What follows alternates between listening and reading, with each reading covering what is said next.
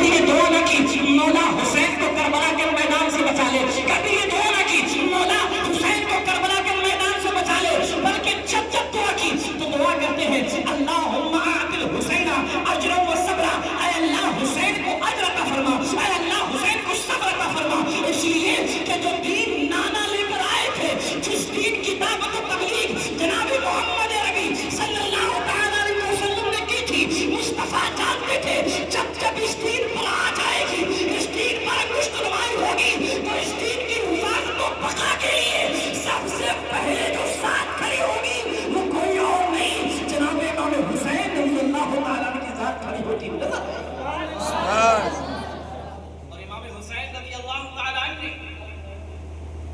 امام حسین رضی اللہ تعالیٰ عنہ نے ثابت بھی کیا۔ اچھا ایمانداری کے ساتھ بتائیں، امام حسین میدان کربلا میں آخر گئے تھے؟ شہادت ہم ہر سال سنتے ہیں، اور میں یہ سمجھتا ہوں صحابہ کرام رضوان اللہ تعالیٰ علیہم اجمعین میں جو بھی شہید ہوئے ہیں، ان میں سے جتنی مشہور شہادت امام حسین کی ہے، شاید ہی اتنی مشہور شہادت کسی کی ہو۔ کسی سے بھی پوچھ لیجئے 10 محرم کو کون شہید ہوا، ہر ایک کہہ دے گا امام حسین شہید ہوئے۔ پوچھے کہاں شہید ہوئے؟ کربلا کے میدان میں شہید ہوئے۔ کیوں شہید ہوئے؟ یزید گناہ کر رہا تھا، اس کو تفصیل اگرچہ نہ معلوم ہو لیکن موٹی موٹی باتیں بیسک چیزیں ضرور بتا دے گا۔ یزید اسلام کے خلاف چل رہا تھا، یزید اسلام کو بدلنے کی کوشش کر رہا تھا، اس لیے امام حسین میدان کربلا میں جا کر شہید ہوئے تھے۔ اتنا اس کو ضرور پتا ہوگا، لیکن مشن کیا ہے؟ شہادت تو سب کو معلوم ہے، مشن کیا ہے؟ مشن ایک مشن حسینی ہے، ایک مشن یزیدی ہے۔ یزید کا اپنا مشن، امام حسین کا اپنا مشن۔ امام حسین اپنے مشن کو لے کر میدان کربلا میں آئے تھے، یزید نے اپنے مشن کی بنیاد پر اپنی فوج کو میدان کربلا میں بھیجا تھا۔ جب حضرت امیر معاویہ رضی اللہ تعالیٰ کا انتقال ہوا، انتقال ہونے کے بعد یزید نے کیا مطالبہ کیا تھا کہ جاؤ اور حسین سے بیعت کا مطالبہ کرو، امام حسین سے کہو کہ میری بیعت کریں۔ امام حسین رضی اللہ تعالیٰ کو مدینہ المنورہ کے اندر رہ رہے ہیں، بلایا گیا، اور بلانے کے بعد کہا گیا کہ حسین آپ کو یزید کی بیعت کرنا ہوگی۔ مدینہ کا جو گورنر ہے اس نے کہا دارالخلافہ سے خط آیا ہے، حکم آیا ہے، آپ کو یزید کی بیعت کرنا ہوگی۔ امام حسین رضی اللہ تعالیٰ کو اس وقت تاریخی جملہ کہا تھا، آپ نے فرمایا میرے جیسا اس کے جیسے کی بیعت کیسے کر سکتا ہے؟ میرے جیسا یعنی صرف میں نہیں۔ امام حسین نے اصول ایک ضابطہ دے دیا، قانون دے دیا، آپ نے فرمایا صرف میں نہیں بلکہ جو میرے مشن کو ماننے والا ہے، جس مشن کو میں نے عام کیا ہے اس کو جو فالو کرنے والا ہوگا، اس مشن کی جو پیروی کرنے والا ہوگا، صرف آج نہیں بلکہ صبح قیامت تک میرے جیسا اس کے جیسے کی کبھی بیعت نہیں کر سکتا ہے۔ صرف میں نہیں اور صرف آج نہیں، کہا میرے جیسا اس کے جیسے کی صبح قیامت تک کبھی بیعت نہیں کر سکتا۔ اب مشن ہے کیا؟ مشن ہے کیا؟ امام حسین رضی اللہ تعالیٰ کی زندگی کو دیکھیں۔ ہماری سب سے بڑی غلطی کوتاہی یہ ہے کہ ہم نے حسین کو صرف 10 دن کے اندر محدود کر کے رکھ دیا۔ ہم نے امام حسین کی صرف 10 سالہ زندگی دیکھی ہے، 10 دن کی زندگی دیکھی ہے، باقی 56 سال کے حسین کو ہم نے بلا دیا ہے۔ کتنی لمبی عمر گزاری ہے امام حسین نے، اور ان 56 سالہ زندگی میں امام حسین کا کردار کیا ہے، آپ کا معمول کیا ہے، آپ کا اخلاق کیا ہے، آپ کی گفتار کیا ہے، یہ ہم نے بھلا دیا ہے۔ امام حسین کی زندگی کو اگر آپ دیکھیں تو امام حسین اس ذات کا نام ہے جس نے اپنے نانا کے مشن کو آگے بڑھایا ہے۔ امام حسین اس ذات کا نام ہے جو غریبوں کی امداد کے لیے راتوں کو جاگ کر گلیوں کے چکر لگا لگا کر بھوکوں کو تلاش کر کر کے ان کے گھر تک کھانا اور پانی پہنچانے کا انتظام کرتے تھے۔ امام حسین اس ذات کا نام ہے کہ جس کے دروازے پر اگر کوئی محتاج آیا ہے، مانگنے والا آیا ہے، تو امام حسین نے اپنے دربار سے کبھی اس کو واپس نہیں پلٹایا ہے، بلکہ تاریخ میں تو یہاں تک لکھا ہے کہ امام حسین رضی اللہ تعالیٰ عنہ نے تقریباً 2 یا 3 مرتبہ اپنے تمام مال کو جمع کرنے کے بعد، جتنا بھی مال جمع ہوا تمام مال کو جمع کرنے کے بعد اللہ کی راہ میں قربان کر دیا. یہ امام حسین کی سخاوت ہے. امام حسین کی سخاوت کا عالم یہ ہے. لکھا ہے کہ امام حسین نے اپنی زندگی میں کم سے کم 4 سے 5 مرتبہ ایسا کیا. تمام مال کو جمع کیا اور جمع کرنے کے بعد 2 حصوں میں تقسیم کیا اور آدھا مال اللہ کی راہ میں قربان کر دیا ہے. یہ امام حسین کی سخاوت ہے. امام حسین کی تقویٰ اور پرہیزگاری کا عالم یہ ہے کہ تقریباً امام حسین رضی اللہ تعالیٰ نے 25 مرتبہ پیدل خانہ کعبہ کا حج کیا ہے. اپنے مدینہ المنورہ کے روضہ مبارکہ سے مدینہ المنورہ سے مکہ المکرمہ پیدل خانہ کعبہ کا حج کر رہے ہیں. یہ امام حسین کے ایمان و شعائر کا عالم ہے. یہ امام حسین کے تقویٰ و پرہیزگاری کا عالم ہے. ہم نے صرف 10 دن کے حسین کو سمجھا ہے. اگر ہم 56 سالہ حسین کی زندگی کو پڑھتے سنتے اور اپنی زندگی میں اپنانے کی کوشش کرتے تو سخاوت ہماری زندگی میں ہوتی, شجاعت ہماری زندگی میں ہوتی, عبادت شعاری ہماری زندگی میں ہوتی, خوف الہی ہماری زندگی میں ہوتا. پھر ہم بدکار نہ بنتے, پھر ہم نمازوں کو ترک کرنے والے نہ بنتے, پھر ہم گناہگار نہ بنتے, بلکہ امام حسین کی زندگی کو اپنا کر, اس طریقے کو اپنا کر اپنی دنیا اور آخرت کو کامیاب و کامیاب بناتے ہوئے نظر.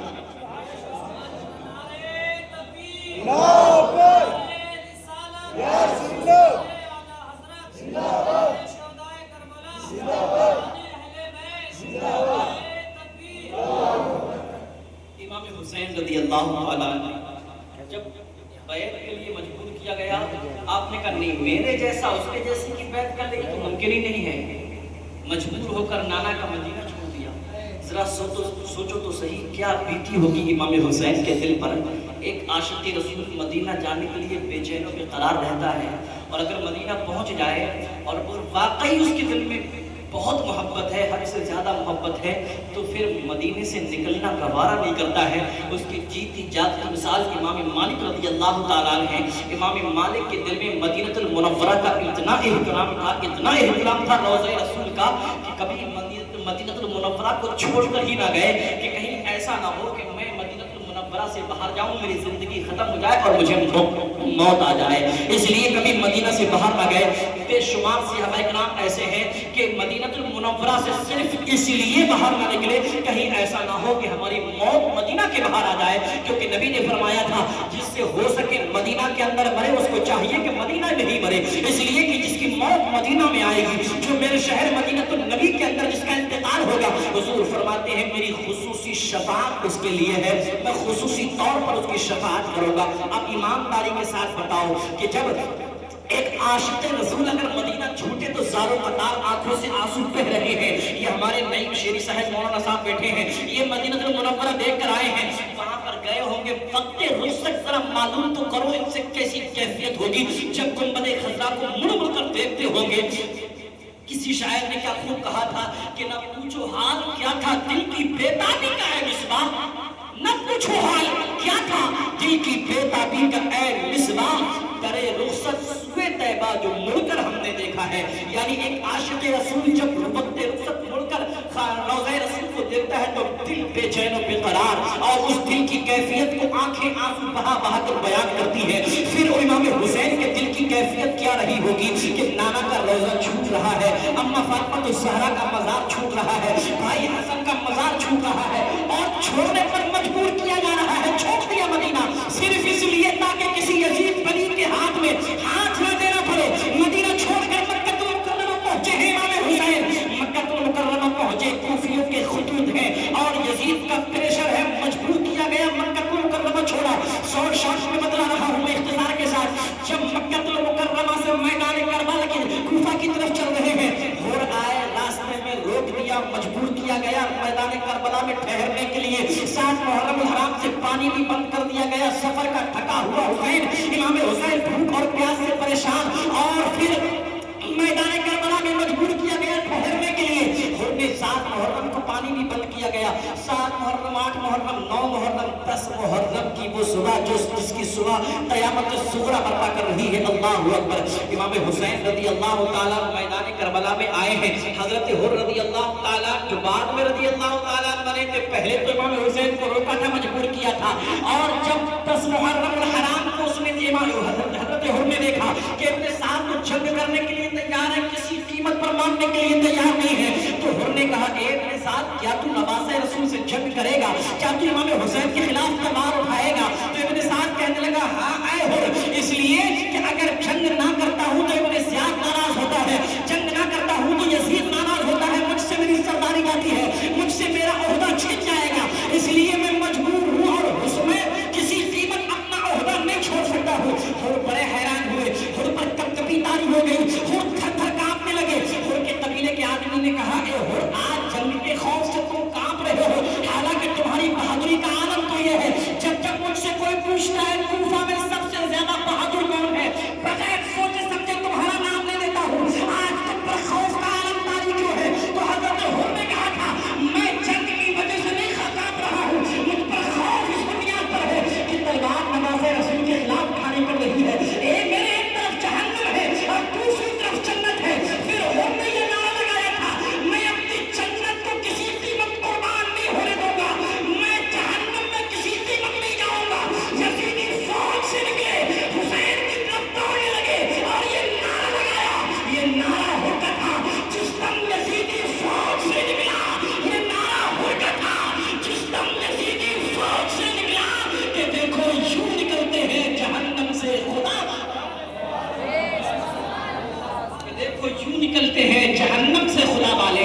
یعنی حر نے صاف کہہ دیا میں دنیا قربان کر دوں گا، عہدہ قربان کر دوں گا، اپنی جائیداد قربان کر دوں گا، اپنی سب سلاری کو قربان کر دوں گا، لیکن کسی بھی قیمت پر اپنی جنت کو قربان نہیں ہونے دوں گا۔ اور گئے امام حسین کے قدموں میں گرے، عرض کرتے ہیں اے حسین میں ہی وہ انسان ہوں جس نے آپ کو یہاں ٹھہرنے پر مجبور کیا، میں ہی وہ کم نصیب ہوں جس نے آپ پر پانی بند کیا، میں ہی وہ کم نصیب ہوں جس نے آپ پر ظلم کیا ستایا ہے۔ اے حسین کیا اللہ مجھے معاف کر دے گا؟ اے امام حسین کیا آپ مجھے معاف کر دیں گے؟ تو دیکھیں نواسۂ رسول کی سخاوت دیکھیں، نواسۂ رسول کی رحم دلی اور صبر و قناعت دیکھیں۔ امام حسین نے کہا اے حر اگر تم آ گئے ہو تو آؤ، اللہ تمہیں معاف فرمائے گا، انشاءاللہ تمہیں اللہ معاف فرمائے گا، تمہارے لیے جنت ہے۔ حضرت حر نے عرض کی اے امام حسین میرا گھوڑے سے اترنا سوار رہنا، میرا گھوڑے پر سوار رہنا اترنے سے بہتر ہے، یعنی اب گھوڑے سے اتروں گا نہیں بلکہ میں اب آپ کی محبت میں دین کی حفاظت و بقا کے لیے اپنی جان کو قربان کروں گا۔ یعنی سب سے پہلے میدان کربلا میں امام حسین کو روکنے والے حر تھے، اور امام حسین کی محبت میں دین کی حفاظت و بقا سیاحت کے لیے سب سے پہلے اپنی جان کو نچھاور کرنے والی انسان اگر کوئی ہے تو وہ حضرت حر رضی اللہ تعالیٰ، یہ حضرت حر رضی اللہ تعالیٰ ہے۔ اس کے بعد یہ بات دیگر خاندان اہل بیت کے شیخ و جناب ایک ایک کر کے شہید ہو رہے ہیں۔ حضرت علی اکبر بھی شہید ہوئے، حضرت قاسم بھی شہید ہوئے، حضرت علی اصغر بھی شہید ہوئے، عباس کے بازو بھی کاٹے گئے، ایک ایک کر کے حضرت اور محمد کو شہید کیا گیا ہے، حضرت ابو بکر عمر حضرت عثمان کو شہید کیا گیا ہے۔ حضرت ابو بکر عمر عثمان یہ سب کون ہیں؟ یہ مولائے کائنات علی شیر خدا رضی اللہ تعالیٰ کے صاحبزادے جو دوسری بیویوں سے تھے وہ ہیں، ہم حضرت امام حسین کے بھائی ہیں، ان کو بھی میدان کربلا میں شہید کیا گیا ہے۔ ایک ایک کر کے سارے شہید ہوئے ہیں۔ ایمانداری کے ساتھ بتاؤ ایک انسان جب اپنے بچے کو پیار کرتا ہو اور اس کو شدید درد تکلیف کا احساس ہو اور اس میں درد کم نہ ہو تو وہ باپ کس طریقے سے بے چین و بے قرار ہوتا ہے، اس کی رات کی نیند اڑ جایا کرتی ہے کہ آج میرا بیٹا تکلیف میں ہے۔ امام حسین اپنے ننھے لخت جگر حضرت امام علی اصغر کو گود میں لے کر پیار کر رہے ہیں۔ ایک روایت کے مطابق پیار کر رہے تھے کہ اسی دوران حرملہ نے تیر مارا جو حضرت علی اصغر کے حلقوم کو چھیدتا ہوا امام حسین کے بازو میں بے بس ہو گیا۔ ذرا سوچو تو صحیح امام حسین کے دل پر کیا بیتی ہوگی۔ اتنا سا 6 ماہ کا علی اصغر ہے جس کو پیار کر رہے ہیں، ایک روایت کے مطابق پانی کے لیے گئے تھے، ایک روایت کے مطابق پیار کر رہے تھے، لیکن ننھے سے 6 ماہ کے علی اصغر کو امام حسین نے قربان کر دیا۔ صبر کا عالم یہ ہے، مولا کی بارگاہ میں عرض کرتے ہیں اے اللہ یہ تو ایک علی اصغر ہے، اگر اور بھی علی اصغر ہوتے تو ایک ایک کر کے تیرے نام پر سب کو قربان کر دیتا۔ اللہ اکبر، یہ شجاعت حسین ہے، یہ امام حسین رضی اللہ تعالیٰ کی زندگی ہے۔ اور پھر آخر میں امام حسین رضی اللہ تعالیٰ سب سے آخر میں جب سب شہید کر دیے گئے۔ اچھا ایک بات اور بتاؤ، امام حسین رضی اللہ تعالیٰ میدان کربلا میں ہیں، آپ اگر اپنے بھائی کے ساتھ ساتھ، اپنے بیٹوں کے ساتھ، اپنے بھانجوں کے ساتھ، اپنے گھر کی خواتین کے ساتھ ایک انجان جگہ میں غریب الوطن بن جائیں، ایک جنگل کے اندر پھنس جائیں، کوئی آپ کو مشورہ دینے والا نہیں، کوئی آپ کی رہنمائی کرنے والا نہیں، ذمہ دار آپ ہیں، بڑے آپ ہیں، تو آپ کے دل پر کیا بیتتی ہوگی؟ اگر کوئی مشورہ دینے والا ہو تو کم سے کم یہ صبر ہوتا ہے، باپ سے مشورہ لے لو، بڑے بھائی ہیں ان سے مشورہ لے لو، اور اگر بڑے خود ہو تو ذمہ داری کا احساس ہوتا ہے۔ امام حسین میدان کربلا میں سب آپ سے چھوٹے ہیں، آپ کے بھائی، آپ کے بھتیجے، آپ کے بیٹے، گھر کے خواتین، اور سب کی ذمہ داری امام حسین رضی اللہ تعالیٰ پر ہے۔ میدان کربلا میں کیا بیتتی ہوگی امام حسین رضی اللہ تعالیٰ کے دل پر؟ اور جب امام حسین رضی اللہ تعالیٰ میدان کربلا میں گئے ہیں، ایک تو نہیں بے شمار کفار کو واصل جہنم کیا، قتل کیا، قتل کرنے کے بعد آپ امام حسین کی زندگی کو دیکھیں۔ امام حسین مکہ مدینہ المنورہ سے مکہ المکرمہ پہنچے ہیں، مکہ المکرمہ سے میدان کربلا پہنچے ہیں، جتنے دن بھی میدان کربلا میں ٹھہرے ہیں حسین، پوری زندگی کو آپ اٹھا کر دیکھ لیں، چاہے عباس کے بازو کٹے ہو، چاہے علی اصغر کی شہادت ہوئی ہو، چاہے علی اکبر کی شہادت ہوئی ہو، چاہے جتنی شہادتیں ہو گئی، جتنے بھی کڑے سے کڑے امتحان ہو گئے، ان تمام حالات میں، لیکن امام حسین نے کبھی نماز کو قضا نہیں کیا ہے، امام حسین نے شریعت کی پاسداری کو کبھی پس پشت نہیں ڈالا ہے، شریعت کے مسائل کی خلاف ورزی نہیں کی ہے، خاندان حسین نے شریعت کے احکام کی پاسداری کی ہے۔ آپ امام حسین کی زندگی کو سیرت کو پڑھنے اور پڑھنے کے بعد اپنے دل سے سوال کریں، اگر میدان کربلا میں امام حسین ایک نماز اگر کسی وجہ سے چھوٹ جاتی تو ہو سکتا ہے اللہ رب العالمین اس کا حساب نہ لیتا، اس لیے کہ ایک تو نہیں 72 جنازے رکھے ہوئے ہیں، جس میں بھائی کا بھی جنازہ ہے، جس میں بیٹے بھتیجے کا بھی جنازہ ہے، جس میں بھانجوں کا بھی جنازہ ہے، جس میں عائشہ تمام سارے مہاجرین کے بھی جنازے ہیں۔ ان 72 جنازوں کے سامنے ارے اگر ہمارے گھر میں کوئی ایک میت ہو جائے، ہمارے حواس پاختہ ہو جاتے ہیں، ہماری عقل کام کرنا چھوڑ دیتی ہے، ہم سوچنے سمجھنے سے معذور ہو جاتے ہیں، ہمارے حواس پاختہ ہو جاتے ہیں، کچھ سمجھ میں نہیں آتا، کرے تو کیا کرے؟ نہ نماز کا پتہ، نہ کھانے کا پتہ، نہ دوست و احباب کا پتہ۔ میدان کربلا تو وہ تھا جہاں ایک کو نہیں 72 جنازے تھے۔ ایسے عالم میں حسین اگر آپ کی نماز قضا ہو جاتی شاید کہ پروردگار آپ سے حساب نہ لیتا، لیکن آپ نے ایسے عالم میں بھی نماز کو قضا نہ کیا، تو حسین کی سوال حیات آپ کی زندگی یہ جواب دیکھی، اور سوال کرنے والے سن، تو کیا سمجھتا ہے؟ حسین کربلا کے میدان میں قاسم کو بچانے گئے تھے، حسین کربلا کے میدان میں علی اکبر کو بچانے گئے تھے، حسین کربلا کے میدان میں علی اصغر کو بچانے گئے تھے، حسین کربلا کے میدان میں اپنے قوم قبیلے کو بچانے گئے تھے، نہیں نہیں نہیں، بلکہ حسین کربلا کے میدان میں اگر گئے تھے تو عباس کو لے کے نماز بچانے گئے تھے، علی اکبر کو لے کے قرآن بچانے گئے تھے، علی اصغر کو لے کے اسلام کو بچانے گئے تھے، اور حسین نے کربلا کے میدان میں یہ ثابت کر دیا کنبہ پورا قربان ہو گیا، لیکن اسلام پر آنچ نہ آنے دی، اسلام پر حرف نہ آنے دیا۔ ہمارے اور آپ کے ہاتھ میں اسلام جو محفوظ ہے یہ احسان ہے حسین ابن علی کا۔ کسی شاعر نے کیا خوب کہا تھا، اسلام تھا، اسلام ہے، اسلام رہے گا، قرآن تھا، قرآن ہے، قرآن رہے گا، اسلام تیری گردن پر حسین ابن علی کا احسان تھا، احسان ہے، احسان رہے گا۔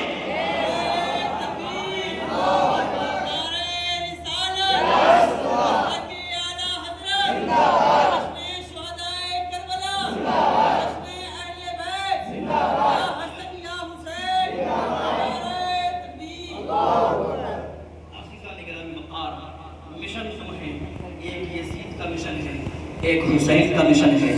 حسین کا مشن یہ ہے آپ نمازوں کی پابندی کریں، امام حسین کا مشن یہ ہے آپ تلاوت قرآن کی پابندی کریں، امام حسین کا مشن یہ ہے کہ آپ حلال کی پابندی کریں، حرام کو ترک کریں، امام حسین کا مشن یہ ہے آپ کبھی قاتل کا ساتھ نہ دیں، حق کے علم بردار بن جائیں، حق کے پیروکار بن جائیں۔ یزید کا مشن یہ ہے کہ وہ عیاشی بھی ہے، شرابی کبابی بھی ہے، فسق و فجور کی محفلیں سجانے والا بھی ہے، رقص و سرور کی محفلیں سجانے والا بھی ہے، نماز کو ترک کرنے والا بھی ہے، وہ بے شمار بدعات و منکرات میں ملوث ہونے والا ہے، ناجائز چیزوں کو حلال ٹھہرانے والا ہے، حرام چیزوں کو حلال ٹھہرانے والا ہے، حرام کو حلال اور حلال کو حرام ٹھہرانے والا ہے۔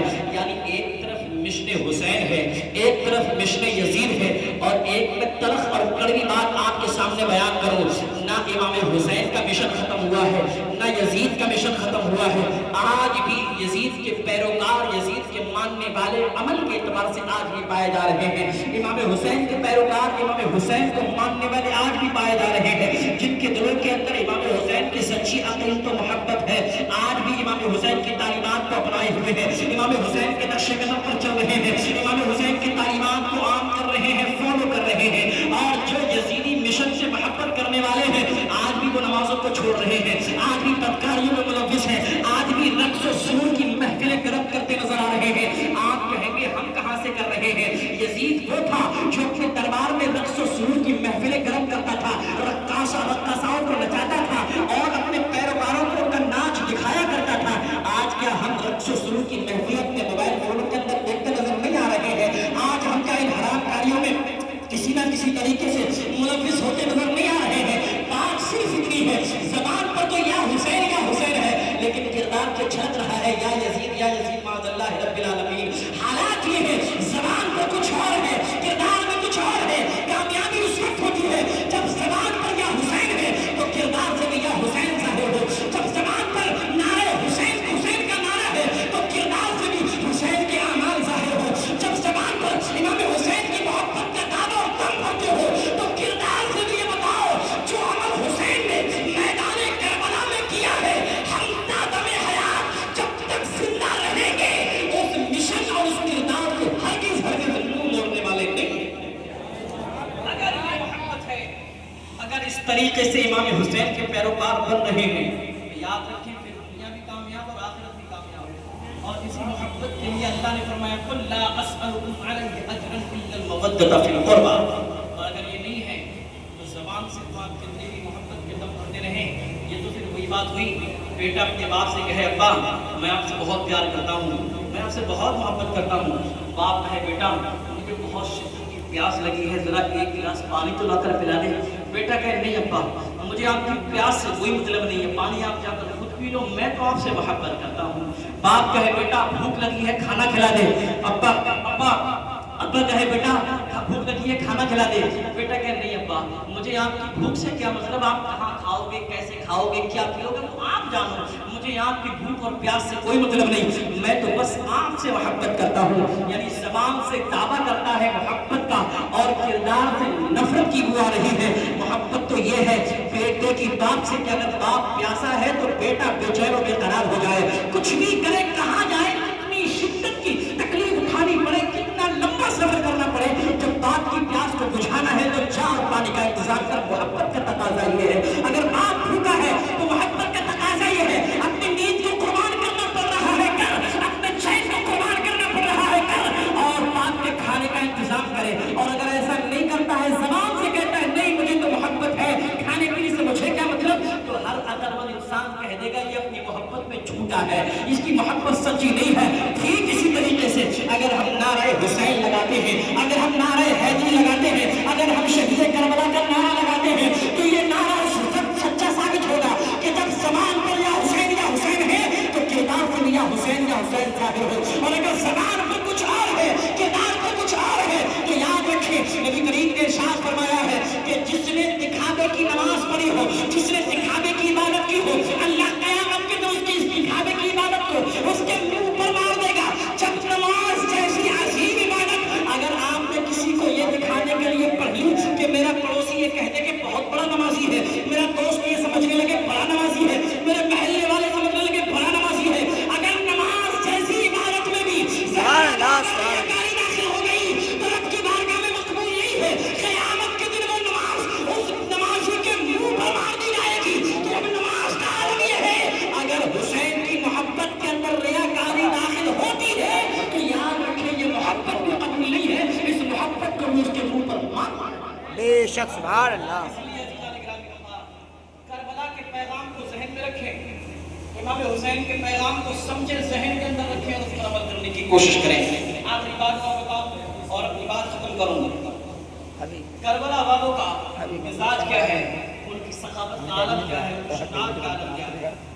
جن یزیدیوں نے میدان کربلا میں امام حسین کے کنبہ و قبیلہ کو تاخت و تاراج کیا تھا، شہید کیا تھا بے دردی کے ساتھ، ظلم کے ساتھ کربلا میں، اللہ نے ان یزیدی ان کوفیوں پر ایسا عذاب مسلط فرمایا، مختار سقفی کی شکل میں کہ جس طریقے سے ان یزیدیوں نے امام حسین کے نونہالوں کو، آپ کے بھائی بھتیجوں بھانجوں کو جس طریقے سے قتل کیا تھا، شہید کیا تھا، مختار سقفی نے ڈھونڈ کر ان یزیدیوں کو ویسے ہی ویسے قتل کیا. جس کے حلقوں میں تیر چھیدا گیا تھا اس کے حلقوں میں بھی تیر چھیدا گیا. جس نے بازو کاٹے تھے اس کے بازو کاٹے گئے. جس نے گلا کاٹا تھا اس کا گلا کاٹا گیا. انہی یزیدیوں کو جب مختار سقفی ڈھونڈ کر قتل کر رہا تھا تو ایک یزیدی مختار سقفی کے خوف سے ڈر کر بھاگتا ہوا ایک جنگل میں پناہ لے رہا تھا. اس نے ایک جنگل کے اندر ایک خیمہ دیکھا. اس خیمے کے اندر چلا گیا. بھوک اور پیاس سے بے چین و بے قرار ہے. پیاس سے بے چین ہے، تڑپ رہا ہے. ہونٹ سوکھ چکے ہیں، بھوک شدت کی لگی ہوئی ہے. اس خیمے کے اندر دیکھا تو کوئی اللہ والے موجود ہیں، نیک سیرت موجود ہیں. جا کر کہنے لگا کہ اے بزرگ مجھے کچھ کھانے کے لیے دے دیجیے، مجھے کچھ پینے کے لیے دے دیجیے. بڑا بھوک اور پیاس سے بے چین و بے قرار ہو. انہوں نے فوراً کھانے پانی کا انتظام کیا. جب سامنے سے چہرہ دیکھا تو وہ تنگ رہ گیا، ہکا بکا رہ گیا وہ یزیدی، اور کہنے لگا کہ شاید آپ نے ہمیں پہچانا نہیں ہے، آپ ہم کو بھول گئے ہیں. تو وہ کہنے لگے ہم تجھے کیسے بھول سکتے ہیں. یہ کون تھے اس خیمے کے اندر؟ یہ امام حسین کے صاحبزادے بیمار زین العابدین تھے، کربلا کے میدان سے بچ کر آئے تھے. امام زین العابدین کہتے ہیں ہم تجھے کیسے بھول سکتے ہیں، اس بدبخت کو کیسے بھول سکتے ہیں جس نے کربلا کے میدان میں ہمارے بابا جان کے گلے کو کاٹا ہو. اس بدبخت کو کیسے بھول سکتے ہیں جس نے کربلا کے میدان میں ہمارے بھائیوں کو شہید کیا ہو. اس بدبخت کو کیسے بھول سکتے ہیں جس نے کربلا کے میدان میں بھوک اور پیاس سے ہمارے خاندان کو تڑپایا ہو. اس یزیدی نے کہا اے زین العابدین تم بھولے نہیں ہو، جب یاد ہے تو پھر آج تم نے ہمیں کھانے پانے کا انتظام کیوں کیا. تو زین العابدین نے تاریخی جملہ کہا تھا. امام زین العابدین نے شاد فرماتے ہیں یزیدی سن کل ہم کوفہ آئے تھے، تیرے مہمان تھے، وہ تیرا کردار تھا جو تو نے نبھایا تھا.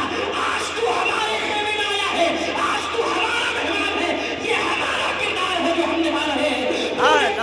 پیاس سے تڑپا کر شہید کیا تھا. حسین کے گھرانے کا کردار یہ ہے کہ اگر دشمن کی بھوک اور پیاس آ جائے تو اس کی بھوک اور پیاس کو بھی نہیں دیکھتے، اس کی بھوک اور پیاس کا انتظام کرتے ہیں. کسی شاعر نے کیا خوب کہا تھا، خود نہیں کھاتے ہیں اوروں کو کھلا دیتے ہیں، ایسے ہوتے ہیں محمد کے گھرانے. سبحان اللہ، بے شک. خود نہیں کھاتے ہیں اوروں کو کھلا دیتے ہیں، ایسے ہوتے ہیں محمد کے گھرانے. سبحان اللہ، بے شک. اگر ہم اپنی زندگی میں تعلیمات کو اپنائیں، ہم نے اپنی زندگی میں کردار حسینی کو اپنائیں، اپنی زندگی میں امام حسین کی تعلیمات کو اپنا کر زندگی گزارنے کی کوشش کریں. خدا کی قسم ہماری دنیا بھی کامیاب اور آخرت بھی کامیاب ہے. اور اللہ والوں کو سیکھ کرنے کا مقصد یہ ہوتا ہے کہ آپ ان کے کردار کو اپنائیں، ان کی باتوں کو فالو کریں، ان کی تعلیمات کو خود بھی عمل پیرا ہو اور دوسروں کو بھی بتلائیں. تاکہ آخری بات اور بتاؤں، صحابہ کرام رضوان اللہ تعالی علیہم اجمعین کیا تھے زمانہ جاہلیت میں مطابق زندگی گزارتے تھے.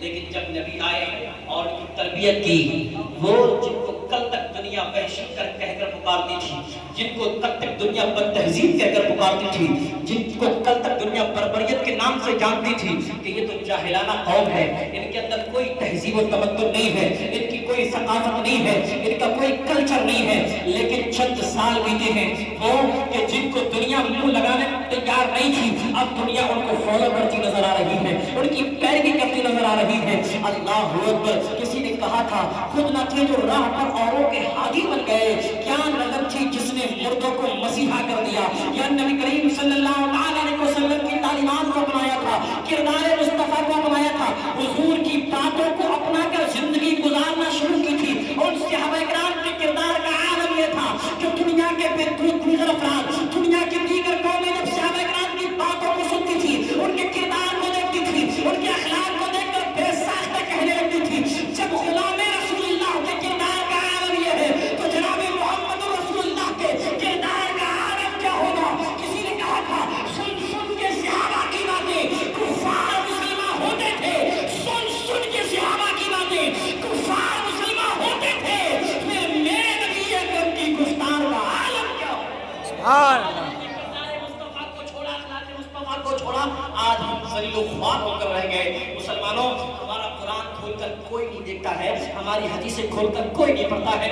وہ ہمارے دین، ہمارے مذہب کو ہمارے کردار میں دیکھتے ہیں. ہم کیا کر رہے ہیں، کس کو فالو کر رہے ہیں، ہمارے تمہارے کردار کو دیکھ کر یہ ڈیسائیڈ کرتے ہیں کہ ان کی تعلیمات کیا ہے، ان کے گرو کیا ہے، ان کے گرو کی تعلیمات کیا ہے۔ اس لیے قرآن اور حدیث کو اگر اغیار کو سمجھانا ہے تو کتابوں سے نہیں بلکہ اپنے کردار سے سمجھاؤ، اپنے اخلاق سے سمجھاؤ، تاکہ اغیار دیکھ کر یہ کہنے پر مجبور ہو جائیں آخر تم کس کو فالو کرتے ہو، آخر تم کس کی پیروی کرتے ہو، آخر تم کس کے نقش قدم پر چلتے ہو۔ نہ تمہارے کردار کا جواب ہے، نہ تمہارے گفتار کا جواب ہے، نہ تمہارے اخلاق کا جواب ہے، نہ تمہاری باتوں کا جواب ہے۔ تم تو ایک مکمل کامل انسان نظر آتے ہو۔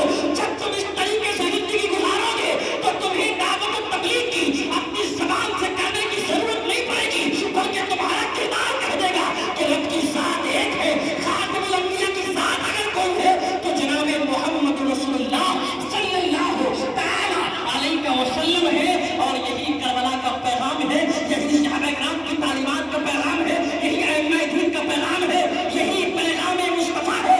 اگر پیغام کربلا کو اپنانا ہے تو یاد رکھیں دنیا اور آخرت کامیاب ہے، اور اگر پیغام کربلا کو چھوڑا تو نہ دنیا کامیاب ہوگی نہ آخرت کامیاب ہوگی۔ جو کچھ بھی کہا کہنے سننے میں جو غلط بات ہے اللہ پاک معاف فرمائے۔ آمین۔ استغفر اللہ ربی من کل ذنب و اتوب الیہ۔